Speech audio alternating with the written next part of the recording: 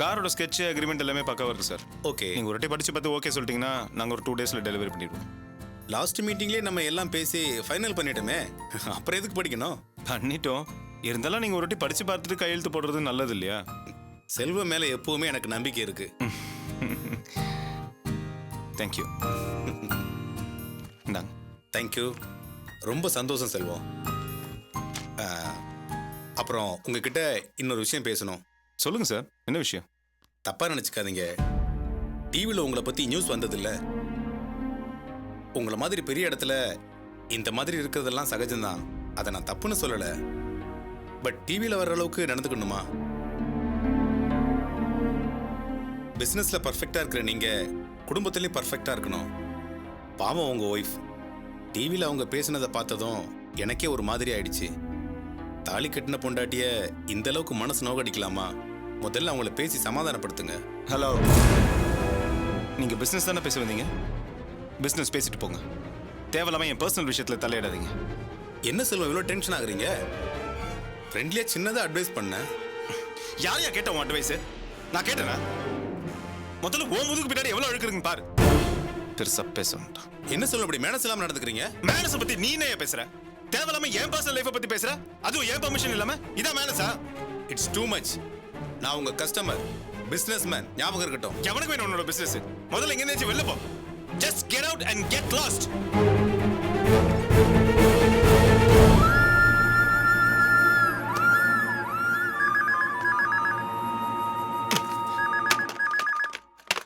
Hello.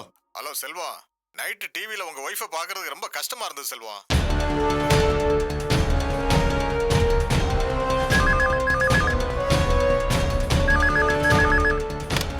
Hello, என்னப்பா டிவியில news பார்த்தேன், ஏன்பா இந்த மாதிரிலாம் பண்ற?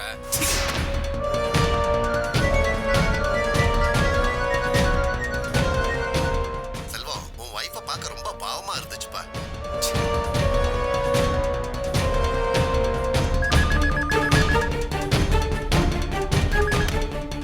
என்ன செல்வம், என்ன உங்க வீட்டுக்காரமா அப்படி டிவியில் பேட்டி கொடுத்துருக்காங்க? ஏன்பா அப்படி நடந்துக்கிற?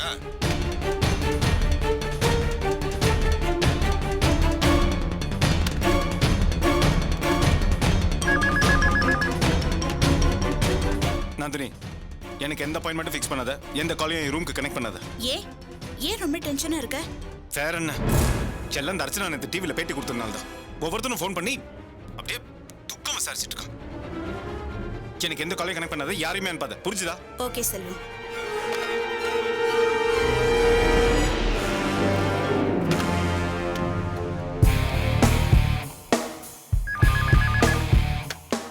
சொல்லுங்க மேடம். சார் இன்னைக்கு ரொம்ப டென்ஷனா இருக்கேன்னு சொன்னாரு. அதனால எந்த காலும் அப்பாயின்மெண்ட்ஸும் கொடுத்து அவரை டிஸ்டர்ப் பண்ண வேணாம். ஓகே? சரிங்க மேடம். மேடம் மேடம் மேடம் ஒரு நிமிஷம் இருங்க. இன்னைக்கு சார் யாரையும் பார்க்க மாட்டாரு, ஃபோன் வந்தாலும் கொடுக்காதீங்கன்னு நந்தினி மேடம் ஃபோன்ல சொன்னாங்க. நீங்க முதல்ல போய் நந்தினி மேடமை பாருங்க ப்ளீஸ் மேடம்.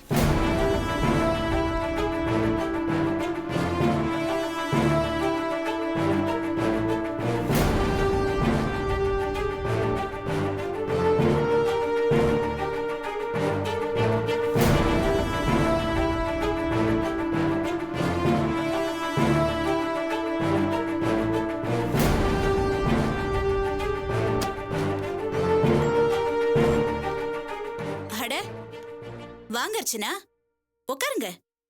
என்ன இவ்ளோ தூரம்? என் நிலைமைய பாத்தியா? என் புருஷனை பார்த்து பேசுறதுக்கு கூட நான் உன்கிட்ட கெஞ்ச வேண்டியதா இருக்கு.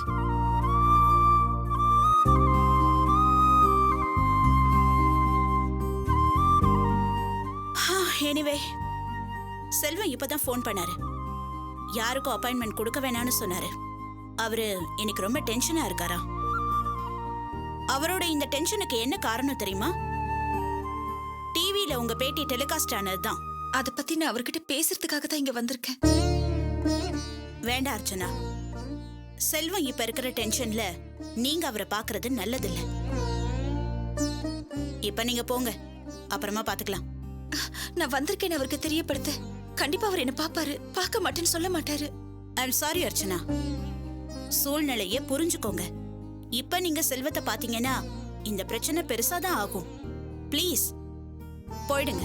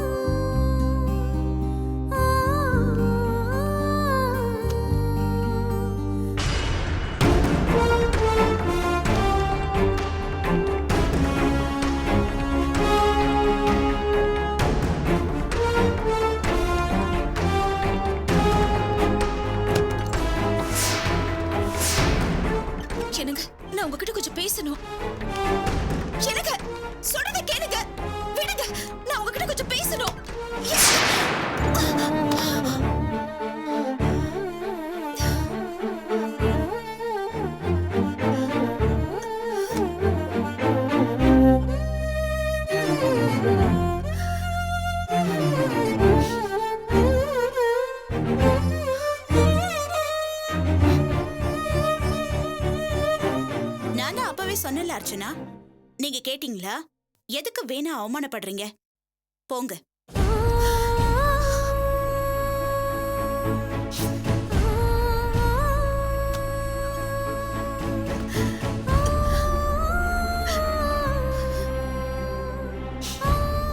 மேடம், நீங்க ஆபீஸ்ல வந்து சாரை பார்க்க முடியாது மேடம்.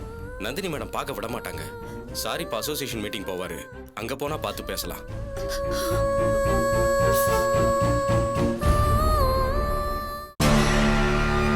இல்ல சொன்ன டைம் கரெக்டா வந்துருவாரு. என்னமோ தெரியல, இன்னைக்கு கொஞ்சம் லேட் ஆகுது. என்ன அநேகமா இவ்வளவு நேரம் ஆச்சு, இன்னும் உங்க தலைவர் வரல? மீட்டிங் இருக்கிறது தெரியாதா அவருக்கு?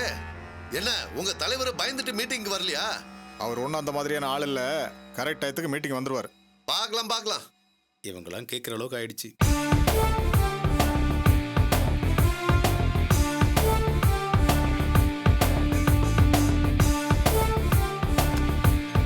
Good morning sir. வணக்கம் சார். வணக்கம் சார். Good morning sir. உட்காருங்க.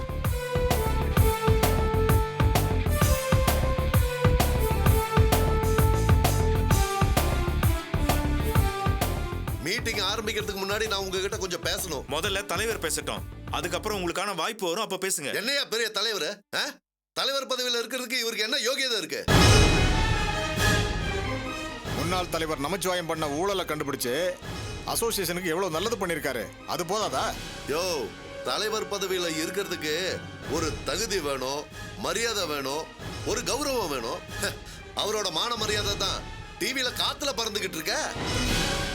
அவரோட பொண்டாட்டிய அவர் யோகியதை என்னன்னு வெளிச்சம் போட்டு காமிச்சிட்டாங்களா? துரைராஜ், அது அவரோட பர்சனல் விஷயம். அசோசியேஷன் மீட்டிங்ல அதெல்லாம் பேசக்கூடாது. என்னையா பேசுறீங்க? தனி மனித ஒழுக்கம் இருக்கிறவன், குடும்பத்தை நல்ல முறையில பாத்துக்கிறவன் நமக்கு தலைவனா வந்தான்னா அசோசியேஷன் நல்லா இருக்கும், நமக்கும் கௌரவமா இருக்கும்.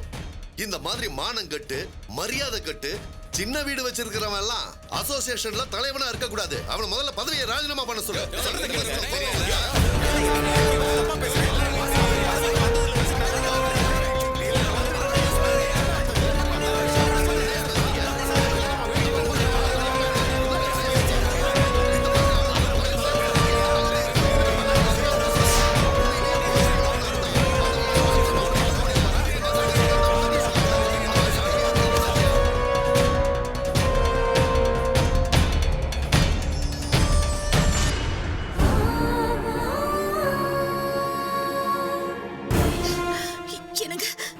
நான் சொல்றது கொஞ்சம் கேளுங்க. நான் உங்ககிட்ட எனக்கு நான் சொல்றது கொஞ்சம் கேளுங்க. என் மேல எந்த தப்பும் இல்ல. நான் சொல்றத கேளுங்க. எனக்கு நான் எந்த தப்பு பண்ணலங்க. எனக்கு தயவு செஞ்சு நான் சொல்றத கேளுங்க. நான் எந்த தப்பு பண்ணலங்க.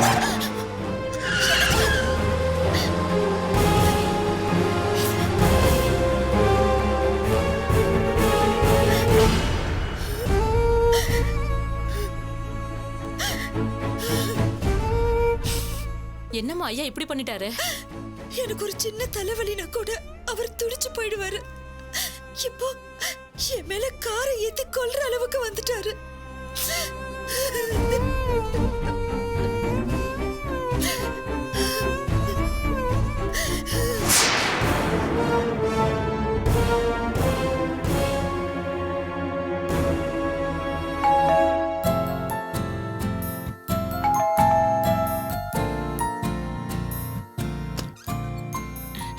Hello madam. என்னம்மா நந்தினி, எப்படி இருக்க? நல்லா இருக்கியாமா?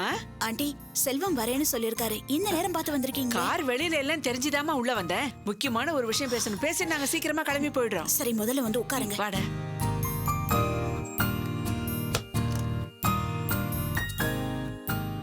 என்ன வாசு, ரேவதி கல்யாணத்தை நிறுத்துறதுக்காக ட்ரை பண்ணிட்டு இருந்தீங்களே, முடிஞ்சதா இல்லையா? முடிஞ்சது மேடம். அப்படியா?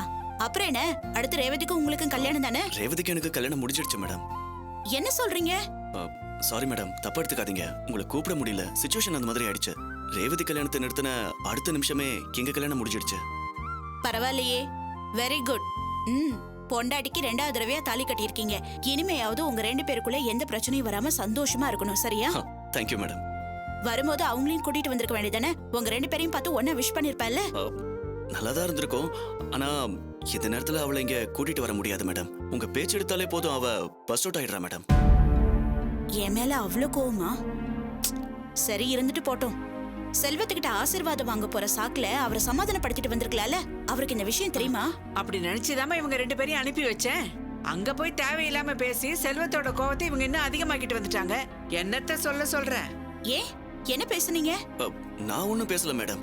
ரேவதி தான் படபடன்னு உங்க விவகாரத்தெல்லாம் அவர்கிட்ட பேசிட்டா. அண்ணன் மூஞ்சிக்கு நேராவே நியாயம் கேட்டு ஆவேசப்பட்டுட்டா. இனிமே என் முன்னாடியே வராதீங்கன்னு அண்ணன் எங்க 2 பேரையும் வரட்டி விட்டாரு. ரேவதிக்கு என்ன அவ்வளவு தூரம் அர்ச்சனை மேல அக்கறை? என் மேல கோவப்படுறதுக்கும் செல்வத்துக்கிட்ட சண்டை போடுறதுக்கும் அறிவில்லையா அந்த பொண்ணுக்கு? அவ என்னமா பண்ணுவா? சின்னஞ்சிறுசு. எல்லாம் இந்த அர்ச்சனாவோட வேலை. அவ ஏத்தி விட்டதுனால தான் ரேவதி அப்படியெல்லாம் பேசியிருக்கா. அர்ச்சனா ஏத்தி விட்டாளா? ரேவதி எப்படி அவளை மீட் பண்ணா? அதை ஏன் மேடம் கேக்குறீங்க? அண்ணனை பார்த்து ஆசீர்வாதம் வாங்கலான்னு தான் நாங்க 2 பேரும் கிளம்பினோம். அண்ணன் வெளியே போறேன், நாளைக்கு பார்க்கலான்னு சொல்லிட்டாரு. சரி, சினிமா ஷாப்பிங்னு அப்படியே எங்கேயாவது வெளியில போலான்னு கிளம்பினோம். வழியில அவங்கள பார்த்துட்டோம். ரேவதியும் அர்ச்சனா அண்ணியும் எப்பவுமே பாசமா பழகிப்பாங்களா? 2 பேரும் வழியில நின்னு சந்தோஷமா பேச ஆரம்பிச்சிட்டாங்க.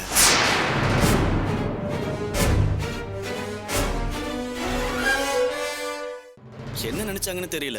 அண்ணி திடீர்னு வீட்டுக்கு வாங்க, விருந்து வைக்கணும்னு கூப்பிட்டாங்க. மறுக்க முடியாம நாங்களும் போக வேண்டியதா போயிடுச்சு.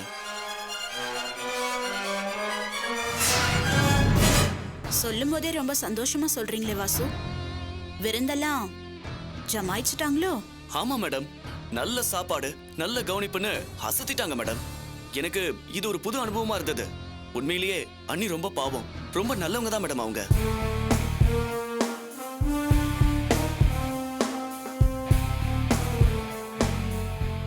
நானும் ரேவதியும் ஒன்னா சேர்ந்ததுக்கு எங்களை விட அதிகமா சந்தோஷப்பட்டது அவங்க தான் மேடம். அவங்க ஏற்கனவே ரேவதி கிட்ட பேசிருக்காங்களா, நீ வாசுவும் டைவர்ஸ் பண்ணிக்காதீங்க, 2 பேரும் சந்தோஷமா வாழுங்கன்னு. அதெல்லாம் கேட்கும்போது எனக்கே ஒரு மாதிரியா இருந்தது மேடம். நாம எல்லாரும் சேர்ந்துதான் அவங்க வாழ்க்கையை கெடுத்துட்டு இருக்கோம். அவங்க என்னடானா நம்ம வாழ்க்கை நல்லா இருக்கணும்னு நினைச்சிட்டு இருக்காங்க. அவங்கள பார்க்கும்போது எனக்கே ரொம்ப பாவமா இருந்தது மேடம். அப்படின்னு ரேவதி சொல்லியிருக்கா. அர்ச்சனாக்கா பாவம், அவங்களுக்கு ஏதாவது செய்யணும்னு உணர்ச்சி வசப்பட்டிருக்கா. உடனே நம்ம வாசு, ஏய், பாம்புக்கு பால் வாக்குறது ஒண்ணுதான், அந்த அர்ச்சனாவுக்கு பரதாபப்படுறது ஒண்ணுதான், அந்த அர்ச்சனா சரியான வனக்காரி, அவளை பத்தி உனக்கு தெரியாதுன்னு எவ்வளவோ எடுத்து சொல்லியிருக்கா. அப்படிதானடா வாசு? டேய், நீதான் சொன்னியடா, நான் எவ்வளவு சொல்லியும் கேட்கல, அர்ச்சனாவோட நடிப்பை நம்பிட்டா ரேவதி. அதே கோவத்தோட செல்வத்தை போய் பார்க்கும்போது தப்பு தப்பா பேசிட்டான்னு. அதானே?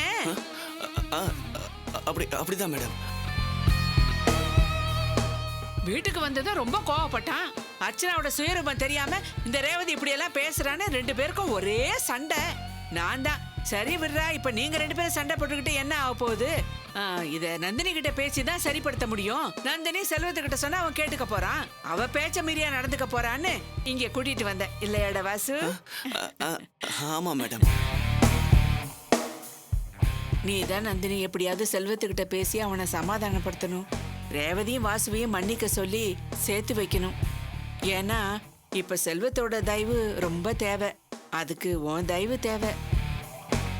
ஆமா மேடம், நீங்க தான் எப்படியாவது அண்ணன் கிட்ட பேசணும் ப்ளீஸ்.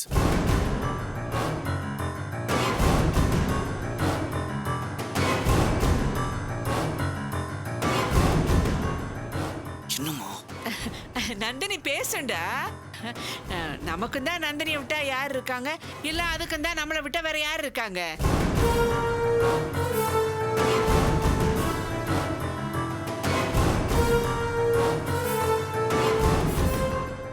நந்தினி, நீ படிச்சவ, புத்திசாலி, கெட்டிக்காரி. அதான் எல்லாத்தையும் கரெக்டா குறிப்பாத்து அடிச்சு சாதிக்கிற. அதே மாதிரிதான் ரேவதியை பிரிஞ்சிருந்த வாசுவும் மறுபடியும் போராடி ஒண்ணு சேர்ந்திருக்கான். என்ன, ரேவதியோட சொத்து தான் எதுவும் கிடைக்கல. அவங்க அப்பா அம்மா என்னடானா இவ உறவே வேணான்னு கோவிச்சுக்கிட்டு போயிட்டாங்க. இந்த பொண்ணு ரோஷத்துல தான் போட்டிருந்த நகையெல்லாம் கழட்டி அவங்க கிட்ட கொடுத்துட்டு கட்டின புடவையோட வந்துட்டா. உண்மையை சொல்லணும்னா ரேவதி வந்ததுல வாசுவுக்கு சந்தோஷம்னா அவ வெறுங்கையோட வந்ததுல எனக்கு ஏமாற்றம் தாமா.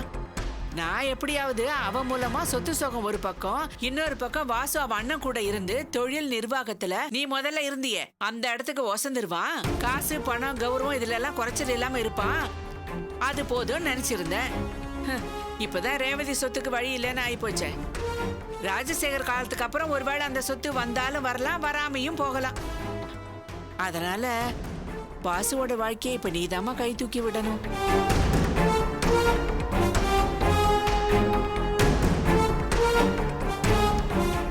ஆமா மேடம், ரேவதி மேல இருக்கிற கோவத்துல அண்ணன் ஏதாவது என் கரியர்ல கை வச்சிட கூடாது மேடம்.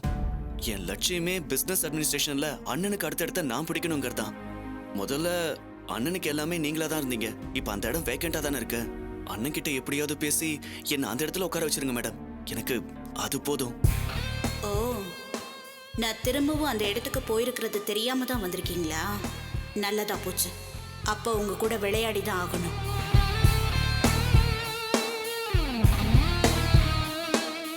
என்ன நந்தினி யோசிக்கிற? நீ ஏற்கனவே கொடுத்த வாக்குறுதி தானே, மறந்துட்டியா? சேச்சே, நான் எப்படி ஆண்டி மறப்பேன்? இல்ல, செல்வத்துக்கிட்ட என்ன பேசலாம் எப்படி பேசலான்னு யோசிச்சுக்கிட்டு இருக்கேன். அப்படியா? சந்தோஷம். சரி, எல்லாம் நான் பாத்துக்கிறேன். வாசு, நீங்க எதை பத்தியும் கவலைப்படாம சந்தோஷமா இருங்க. ஓகே? Okay madam. இப்பதான் மனசுக்கு ரொம்ப நிம்மதியா இருக்கு நந்தினி. இத பாரு, செல்வம் இப்ப வர நேரம்னு சொன்னேன். அவன் இங்க வர்றதுக்குள்ள நாங்க கிளம்பிடுறோம். அந்த அர்ச்சனாவை வீட்டை விட்டு துரத்துறதானே உன் அடுத்த திட்டம். அதுக்குள்ள எப்படியாவது வாசுவை அந்த ஆபீஸ்ல வசந்த இடத்துல உட்கார வச்சிரு நந்தினி. வேற? ஓகே ஆண்டி, போயிட்டு வாங்க. வாடா.